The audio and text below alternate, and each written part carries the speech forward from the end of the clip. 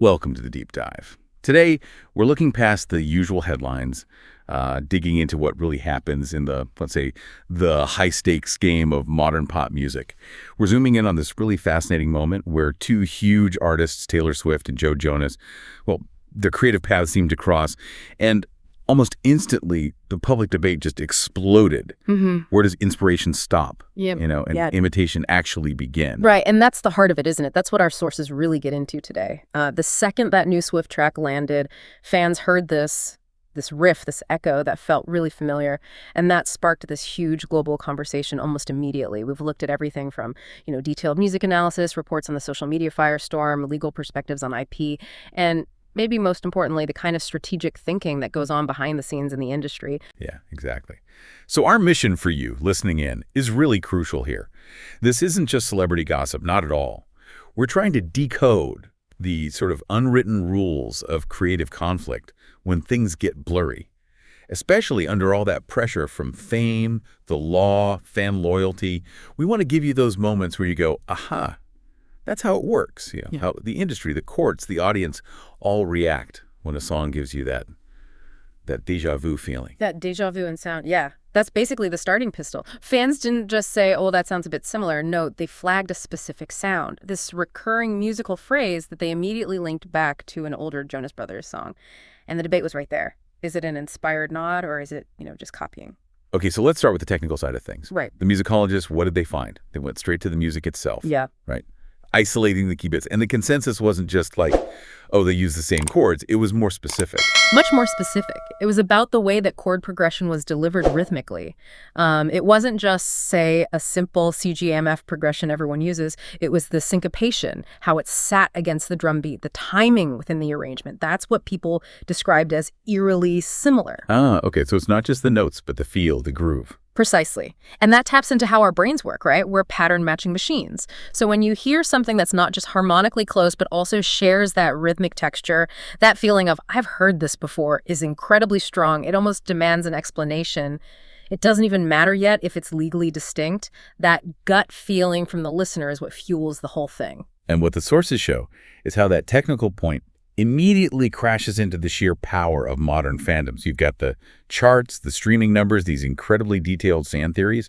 It all just swirls together online into this echo chamber of scrutiny, as one source put it. Oh, absolutely. An echo chamber is the perfect word.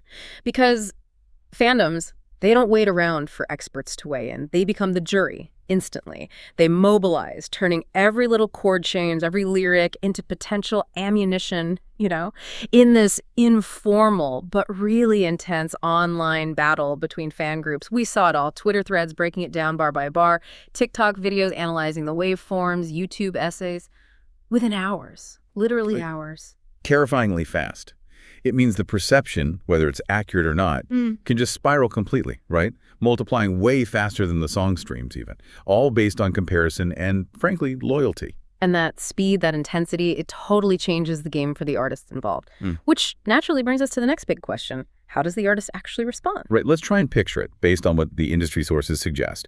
Jonas hears this track for the first time. What's going through his head? It's probably like recognition first, then surprise, maybe even irritation, that feeling of, hey, that's really close to my turf. Yeah, you have to imagine that feeling. And we need to remember the kind of invisible pressure these artists are under. Fame means eyeballs, sure, but it also means constant, relentless comparison. Every single creative choice gets picked apart. The emotional side of seeing your work debated like that, well, it's real. And Jonas, he's not exactly new to this kind of thing, is he? The sources point out he's dealt with creative disputes before. Exactly. He's learned from past experiences. He knows how the media can spin things. He knows the tricky balance between speaking out and maybe looking defensive or aggressive versus staying quiet, which could look like he's backing down. So that context is key to understanding what he did next. Absolutely crucial. Because the internet was kind of braced for drama, right? Maybe a subtweet, maybe something more direct. Instead, his official statement really surprised people. It was described as measured, calm, even surprisingly diplomatic. He deliberately chose restraint. No provocation. Okay, hold on. Why, though? If you genuinely feel someone stepped on your creative toes, wouldn't the instinct, or maybe even legal advice, be to push back? Right. Protect your work. Why be so calm? Ah, well, that's where the strategy comes in, and it's fascinating. Firstly, lawsuits are messy. They're expensive, they take ages, and the PR risk is huge, especially against another megastar like Swift. Jonas's diplomatic approach did a few things. It projected confidence like, my work stands on its own without pouring fuel on the media fire. By being the calm one, he subtly reinforced his own position without giving Swift's team anything easy to react against. It was about managing the story, the narrative, not just rushing into a legal fight. Sometimes restraint is the smarter play for public opinion. That makes a lot of sense. It really shows these battles are fought as much in headlines and on social media as they might be in court. Precisely. Which leads us perfectly into the core tension here. That legal and creative tightrope, the razor's edge. It's such a paradox, isn't it? Pop music practically runs on borrowing, remixing, influences, subconscious echoes. It's collaborative by nature. Yes. But the second a similarity surfaces, bam. The public reaction can be, well, swift and unforgiving, to borrow a phrase. Inspiration and imitation live incredibly close together. And the legal system often struggles to draw a really clear line between them. Copyright law in music, particularly pop music, it's just not black and white. It's shades of gray. Our legal sources really emphasize that certain basic building blocks, like very common chord progressions, I think the 4-chord loop you hear everywhere, or standard rhythms are just too common. They're effectively in the public domain. Right, so if you're trying to get your head around this, the idea is you can't copyright like the C chord itself. It's about the specific way you use it. Exactly. The law protects the unique expression. That means the specific melody, the particular way the harmony is voiced or sequenced, the overall arrangement, the lyrics, not the fundamental tools everyone uses. To prove infringement legally, you need more than just fan buzz. You have to show substantial similarity in those protected, unique elements. And crucially, that the person who allegedly copied had access to the original song. Now, with a hit Jonas Brothers song, proving access is easy, everyone's heard it.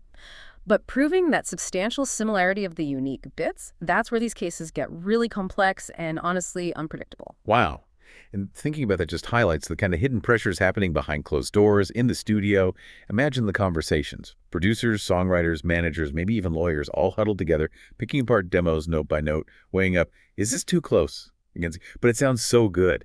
Oh, absolutely. And this is where unintentional overlap just muddies the waters even more. Songwriting today isn't usually one person in a room anymore, right? You've got writing camps, multiple co-writers, producers adding layers, session musicians bringing their own influences. It's a creative melting pot. And in that environment, it's easy for someone to bring in a melody fragment they heard somewhere, maybe subconsciously, without even realizing it. It wasn't deliberate copying, but suddenly there's an overlap.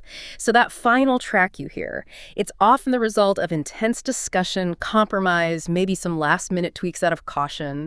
A whole strategic process fans never see. That complexity really feeds into the next point, doesn't it? This whole digital landscape we're in now, sources say these kinds of disputes over musical similarities, they're actually increasing. Why is that happening more now? Well, it seems to be a combination of things.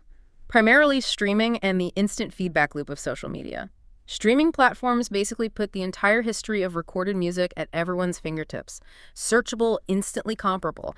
So a slight similarity in, I don't know, a bridge structure or a rhythmic pattern that might have gone unnoticed years ago. Now, someone, somewhere will spot it, post about it, and it can go viral globally in hours. Plus, the sheer volume of music being made and released is just staggering. More music means more potential for overlap, perceived or real. And this isn't entirely unprecedented, though. We've seen big cases before that kind of set the stage. Yeah, definitely. You can look back at cases like Katy Perry's Dark Horse dispute over a beat, a case that went back and forth on appeal, or Sam Smith settling over similarities and Stay With Me. These big public cases create a climate of, let's say, heightened awareness, or maybe heightened caution. Labels and artists are now apparently doing much more rigorous pre-release vetting, trying to catch potential issues before a track even goes out. But here's a twist that I found really fascinating. The money side, the paradoxical effect. Sources looked at the streaming data right after this Swift Jonas thing blew up, and guess what happened? Let me guess. Streams went up for both. Exactly. Both tracks saw a significant surge in listeners. Yeah, that's the irony, isn't it? Analysts point this out often now. The buzz, even negative buzz or controversy, can actually be a more powerful driver of streams than a standard marketing campaign. Controversy makes people curious. Millions who might not have listened suddenly go check out both songs specifically to compare them to form their own opinion. Click, click, stream, stream. So the argument itself becomes a form of discovery. People find the older track, maybe for the first time, and they listen again and again to the new one to analyze it. Precisely. It fuels visibility, boosts engagement metrics, which is basically the currency of the streaming era. And, this strategic thinking even filters down to things like release dates. The timing of an album drop is huge. Releasing too close to another major artist, especially if there's even a hint of stylistic overlap, can unintentionally spark one of these debates. The calendar itself is like a strategic battlefield. Okay, so as we wrap up this deep dive, let's try and pull together the main threads for you, the listener. What are the big takeaways here? First, I think, is just how deeply interconnected pop music is. Creativity isn't happening in a vacuum. It's navigating this huge sea of creative echoes, like one source called it. Every artist is, consciously or not, reflecting the sounds around them. Yeah, definitely. And second, social media has utterly changed the game. The audience isn't passive anymore. They're this immediate global virtual jury. Perception driven by fans spreads like wildfire, often way ahead of any official facts or legal findings. And that forces artists into these really careful, strategic responses to manage the narrative, not just the music. Right. And the buzz around this specific Swift Jonas example, it might die down eventually. But the underlying issues, the lessons learned, they stick around. They change how artists write, how cautious they are, how much they compromise with co-writers, how much oversight management provides. That impact is lasting. Absolutely. Which leaves us with, I think, a pretty provocative final thought for you to chew on.